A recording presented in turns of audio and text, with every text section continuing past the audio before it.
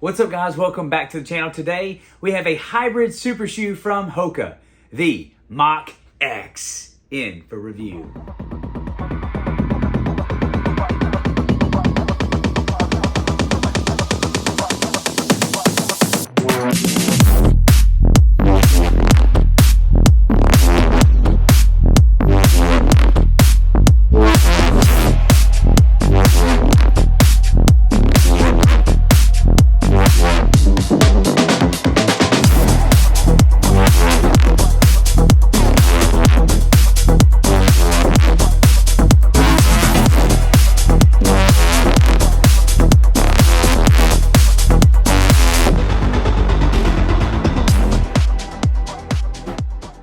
The Hoka Mach X is the hybrid daily trainer shoe that is used for everyday running, tuned for your training, and ready for race day.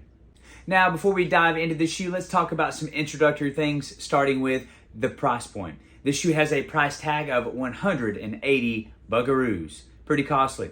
Now, regarding the specs on the shoe, we have a 39 millimeters in the heel, 34 millimeters in the forefoot, giving us a 5 millimeter Hoka drop. Now, regarding the weight on this shoe for a men's size 10.5, we have 9.8 ounces or 278 grams. Now that the introductory things are out of the way, let's take a deep dive into the Mach X, starting with the tongue. So I want you to notice something about this tongue right here, is that we have a bat wing style tongue. A lot of these shoes coming out are having this style here where you just have this like wide bat wing. So look how narrow, like how thin it is right through here. You can see it's like paper thin for sure. It is a semi-gusseted tongue. I want you to be able to see the gust on the inside of the shoe. If we look at it right here, we can see this on the lateral. Let's look at the medial side. You see we have this gust going on right here. I do want you to notice on top of the tongue, see if you can see, we have some padding right here. That's about all you get right here that goes under the laces. We do not have a lace lock on this tongue, so it can fall straight down. However, because of the gusseted nature of the tongue, it will prevent tongue mitigation per Hoka. That's what they say. So we do not have the lace lock, but we do have the gust to hold the tongue kind of in place. But with that being said, we do have this narrow little padding right here to prevent, I guess, the laces from pressing too high on top of your foot.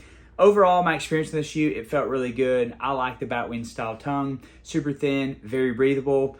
Doesn't get in the way, does its job really well, and helps get a good lockdown. I like what they did. Let's flip it on back to the heel counter on the Mach X. I want you to see what we have right here. You will notice that there is not much padding going on here on this shoe.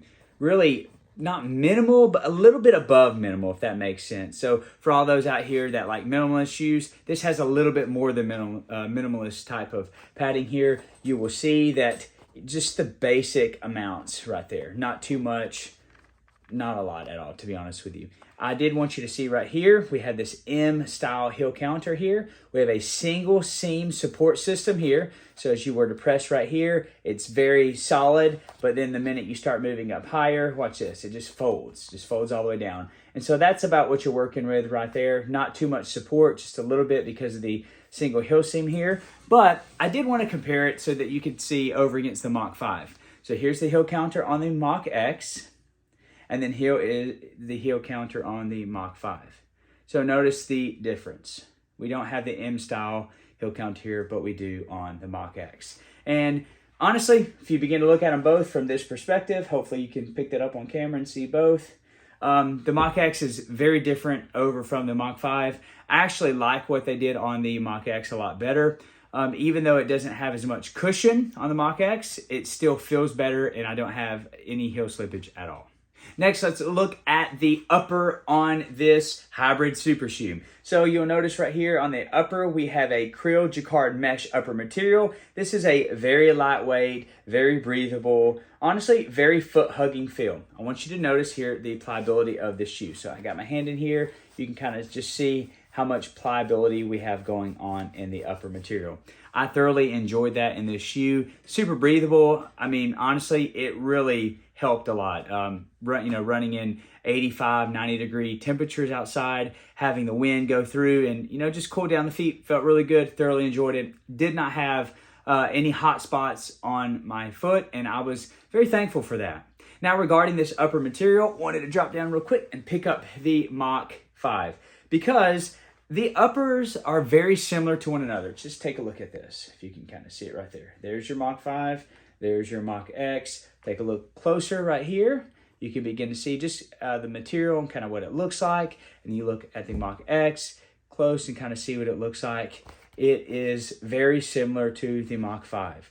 So I was thankful that Hoka carried the upper feel that we have on the Mach 5 over in this hybrid super shoe. For me, it worked really well and I'm thankful for it. Next, let's turn our attention to where the money is at in this hybrid super shoe, and that is in the midsole here.